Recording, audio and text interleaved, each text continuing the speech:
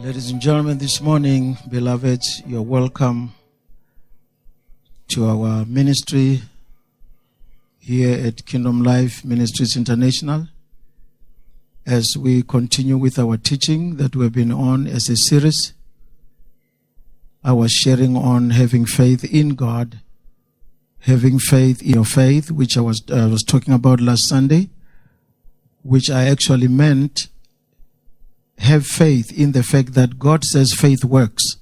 Have faith in that. When I said have faith in faith, I was talking about trusting God that when God says faith works, it does work. You got to have faith in that. So today I want to talk about why do we sometimes see faith not working?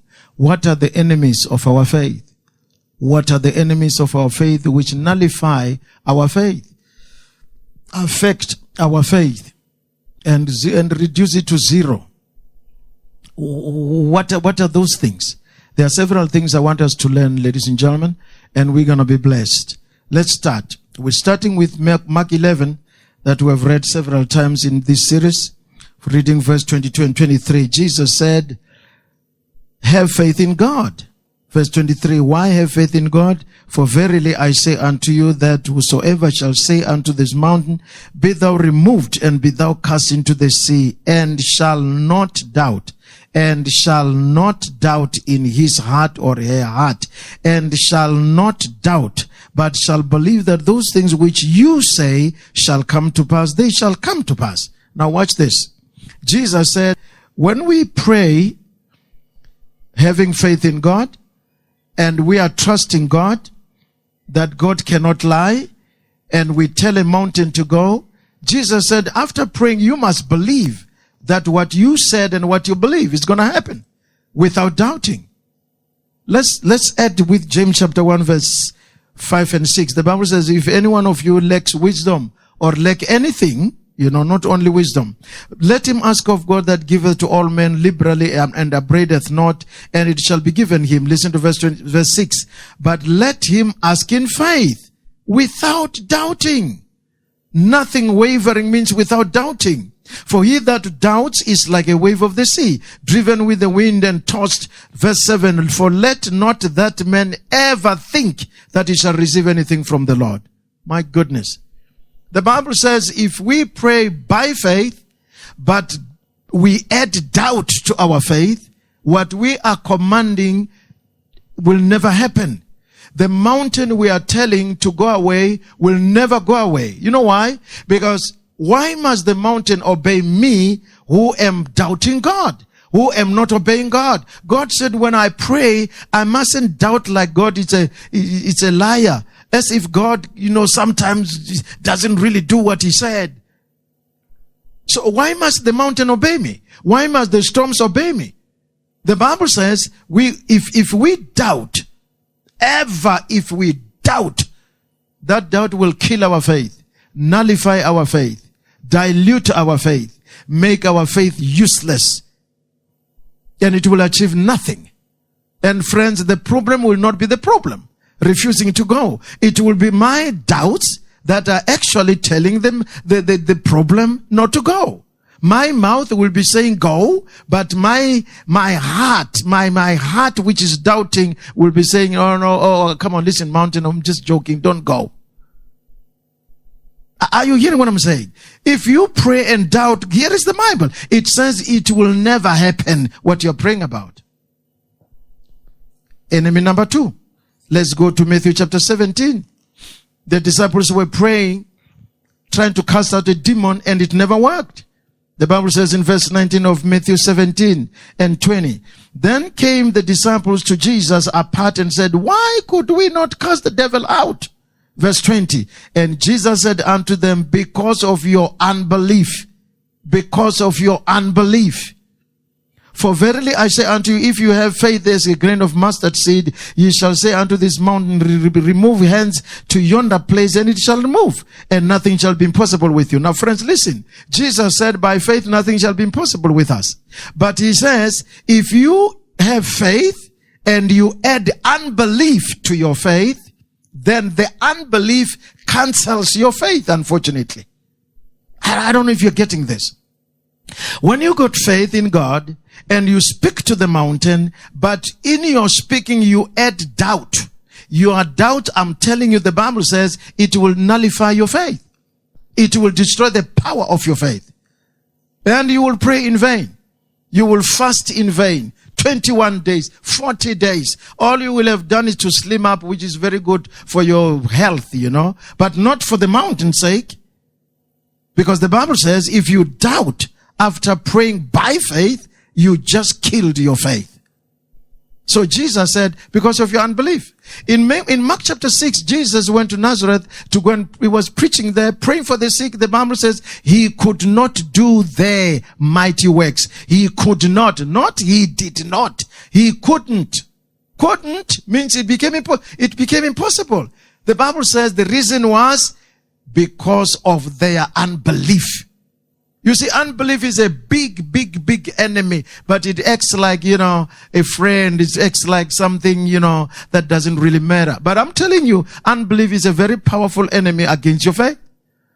In Nazareth, even Jesus failed to do mighty miracles. And the Bible says because of the unbelief of the people right there. So if the faith of Jesus was affected by the unbelief of the people, how much more your faith? Come on now, how much more your faith? So this is enemy number 3. We got doubts. We got unbelief. And let's go back to let's go back to Mark chapter 11 and see enemy number 3 actually. Enemy number 3. In Mark 11:25, the Bible says, and when you stand praying by faith, forgive. If you have aught against anybody, so that your Father will also, which is in heaven, forgive you your trespasses. But if you do not forgive, neither will your Father, which is in heaven, forgive your trespasses. Now watch this. How do you have faith in God and you pray by faith and expect miracles to happen when you've got unforgiveness? Because our Father says, forgive anybody who has done anything to you, no matter how painful, no matter how terrible, no matter how bad. God says forgive. Why? So that you give chance to your faith to work. So if you refuse to forgive your enemy, you refuse to forgive those who hurt you because you say, no, they've hurt me. You don't understand, Pastor. He hurt me. She hurt me. And all. That, whatever you say will not help you. God says forgive. So listen, ladies and gentlemen, if we disobey God, why must mountains obey us? Why must storms of life obey us? Why must we ask God for anything and he must give it to us when we disobey him? How does that work? So friends, our faith fails not because the problem is very difficult or is very old or very, very big. No, because of our unforgiveness. When we refuse to forgive, God will not forgive. Now, if he doesn't forgive you, if he hasn't forgiven you, how does he answer your prayers? How does he do it? The next thing. Let's go to Galatians chapter 5. We're looking at the enemies of our faith, friends. And let's study these things and know them so that we don't fail, because God is expecting us to be successful. In Galatians 5 and 6, the Bible says, for in Jesus Christ neither circumcision availeth anything, nor uncircumcision. Watch this. What availeth? What works? But faith which worketh by love. But faith which worketh by love. Ladies and gentlemen, the Bible says faith works by love. Faith works by love. When I refuse to forgive, it means I'm not loving. And when I don't love, faith will refuse to work. Come on now. When I refuse to love my enemies, refuse to love those that have hurt me, refuse to love those who are unlovable, if I refuse to do that, I'm just destroying the power of my own faith. I hope you're getting this. Because maybe the devil was telling you, no, mountain don't obey you because you're not saved. No, mountain don't obey you because you have no faith. No, mountains don't obey you. Storms don't obey you because you're not very saved. You're not very holy. And the devil will lie to you. Here is the word of God. It says faith worketh by love. So when you want to use faith, but you have got no love, faith doesn't work. I'm telling you, here is the Bible. It says faith will never work. I don't care how big your faith is. I don't care how much the mountain is hurting you. I don't know how much you are suffering because of the storm and the pain and anything else. As long as you refuse to live a life of love and forgiveness and faith in God and refuse to doubt God and have no unbelief, if you refuse all that, your faith will work. But if you embrace all that and say, well, I'm human, I'm not God, I'm human. Yeah, it's because that person has hurt me. I'll never forgive you. God, I will never forgive him. God will understand. God will not understand. Nothing. God will never understand. He does not understand things against his word. Because his word is actually himself. Jesus is called the word of God. Now, Jesus cannot deny himself. Come on now. Malachi 3:6 says, God cannot change. He says, I am the Lord, I change not. So if God says, if the way faith worketh by love and we are full of hatred, but you want to use love, you want to use faith, it will never work. It will never work, my friend. Let's go to the last but one thing. Hebrews chapter 4. I've opened another scripture. All right. Hebrews chapter 4 verse 2 says, for unto us was the gospel preached, as well as unto them the Jews. But the word preached did not profit them. Why? Not being mixed with faith in them that heard it. When you don't mix your faith with the word, if you don't use your faith based on the promise of the word, that thing of yours which you call faith will never work. The Bible says the Jews were preached the gospel too. Now, they had faith, but they rejected the word. They had faith that they will get into the promised land, but they rejected the word. They rejected God. And how do they get into the promised land if they reject the word? So the Bible says when your faith is void of the word, your faith won't work. Let's go to Hebrews chapter 6. We look at verse 12. I want to close with this. It says, that ye be not slothful. In other words, don't be lazy. Lazy for what? But be followers or imitators of them who through faith and patience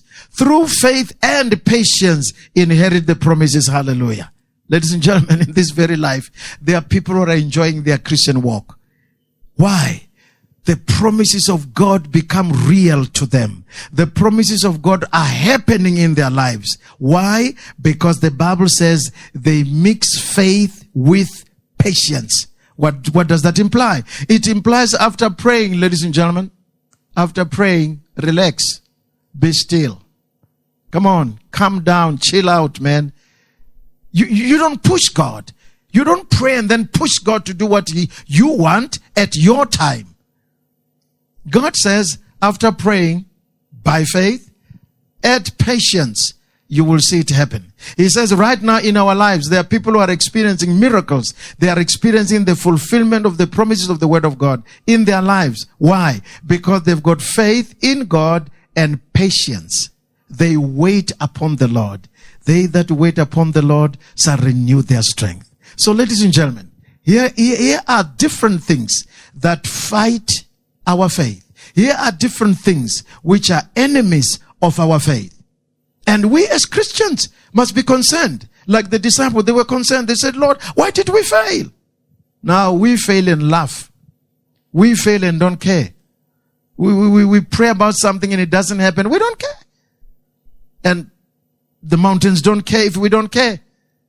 The storms don't care if we don't care. So I'm saying to you, all things are possible if we believe. But it is not only believing. It is, do we have patience? Do we have faith in God? Or do we have unbelief? Do we have doubts? Are we void of the word? All those things, if we have them, our faith will not work, my friends. Ladies and gentlemen, those are the things that I thought tonight. Let's share it, so that we learn these things and that we grow out of faithlessness into being men and women of God and young people of faith in God. And we enjoy our Christian life when we see the fulfillment of the scriptures. God bless you as you meditate on these things. Let's pray. Daddy, we thank you for the revelation of all these different things that fight and nullify and interfere and interrupt with our faith, and until what your promises were like you were joking and that they are not true. I pray, God, that you will help us outgrow these things and be men and women and boys and girls of faith in God.